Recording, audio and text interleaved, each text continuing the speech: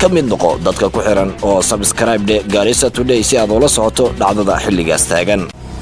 annaga North Eastern Province waxyaalo lugtana hayaa jira waxyaalo lugtana hayo yaa jira waad ogtahay dhibaato gooni oo meelaha kale ka jirin ayaa meeshaanada ka jirta marka sodoxun caray kaashata maqash markii waxyaalahaas ay dhacaan ayay askartii nagu gadoodi ani hadda shaqooyinka qaarkood ma dhihi karo waa shaqo waxaan ku dhihi karaa waa gadood marka waxa loo soo saaray shirkad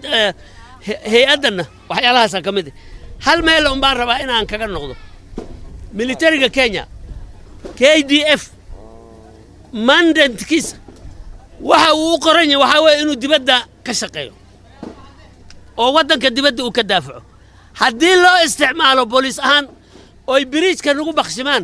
oo miinki markaan u jeedna ayna bakhsimaan oo suuqa gubaan sharcigan waa inuu qabtaa oo maxkamad la keenaa ka mid noqo dadka ku xiran oo subscribe de Garissa Today si aad ula socoto dhacdada xilligaas taagan.